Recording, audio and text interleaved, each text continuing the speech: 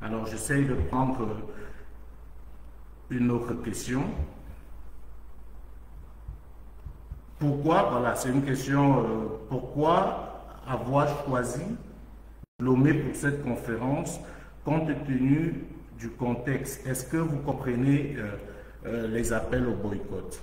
Alors, la question du choix de Lomé, je me souviens bien que quand nous avons lancé le mouvement Mansa à Lomé, la question avait déjà été posée. Pourquoi Lomé?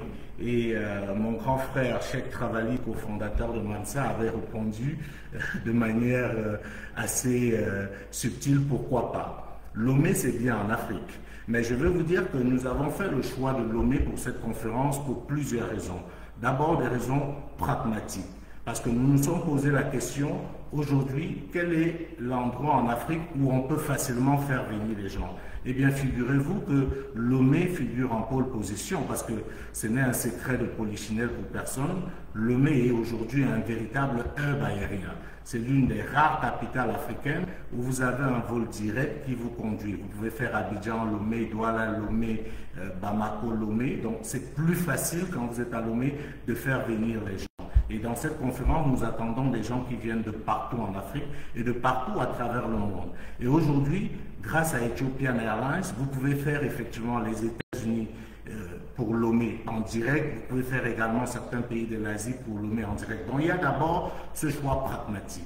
La deuxième chose qui est évidente, c'est que si nous avons notre siège à Lomé, ça veut tout simplement dire qu'à Lomé, nous avons un certain nombre de facilités.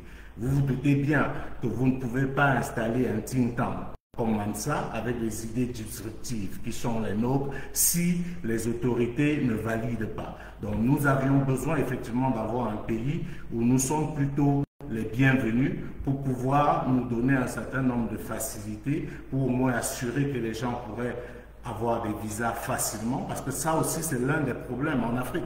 Avoir des visas pour venir dans des pays africains s'avère souvent très compliqué. Donc Lomé s'imposait à nous comme le choix de la raison et du pragmatisme. Maintenant, effectivement, il y a un contexte qui est particulier, que nous ne pouvons pas nier aujourd'hui, c'est la tension interne qui règne à Lomé. Mais je tiens à dire qu'au moment où nous décidons de faire cette conférence, ce n'est pas le même contexte. Nous avons décidé de faire la conférence, comme vous vous doutez, il y a plusieurs mois de cela, donc on n'était pas dans ce contexte-là. La question, pour répondre de manière précise, était de savoir est-ce que nous comprenons les appels au boycott. Nous pouvons, à la limite, comprendre que les gens ne soient pas contents, mais je ne comprends pas du tout les appels au boycott, parce que c'est quand même quelque chose, à mon sens, de curieux. Pourquoi on voudrait boycotter une conférence panafricaine de cette envergure en raison des problèmes internes? C'est la question que je me pose. Il faut bien se poser cette question. Et surtout que si je prends l'actualité récente au Togo, il s'est tenu il n'y a pas très longtemps au Togo une conférence sur la dette. C'était à Lomé, avec, figurez-vous, la Banque mondiale, le FMI et tous ces partenaires, entre guillemets, occidentaux, qui sont à l'origine de tous les problèmes que nous dénonçons en Afrique.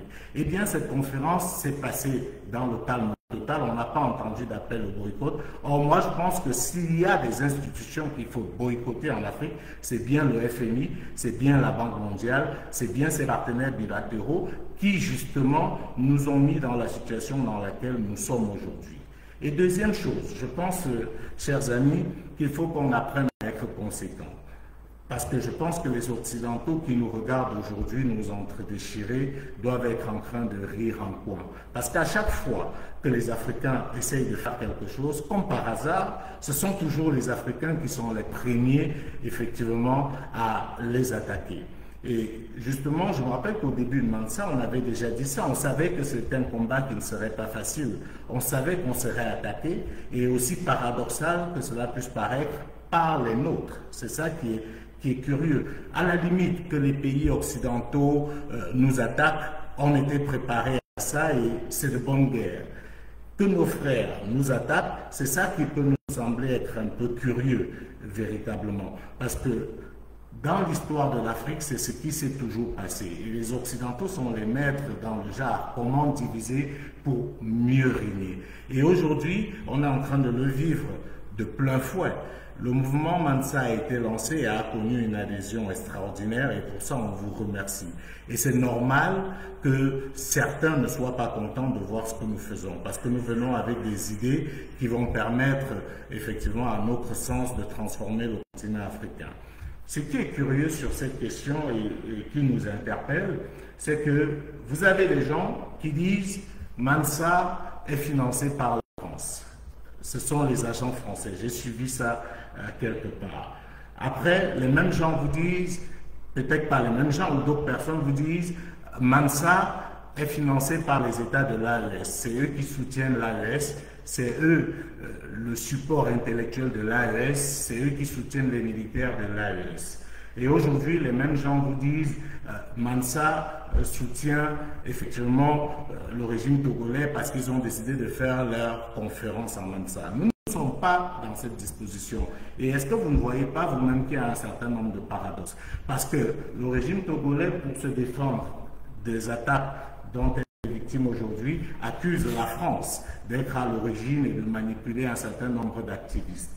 Donc, dans ce cas-là, on se perd un peu. C'est-à-dire que si Mansa est financé par la France et Mansa est avec le régime togolais accuse la France. Finalement, on ne sait plus dans quoi on est. Si Mansa est avec l'AES, donc on est un peu perdu. Je pense qu'il faudrait qu'en tant qu'Africains, nous fassions preuve de lucidité et de discernement. Nous l'avons dit dès le début. Nous n'avons pas peur de le dire. Nous voulons changer l'Afrique. Et pour changer l'Afrique,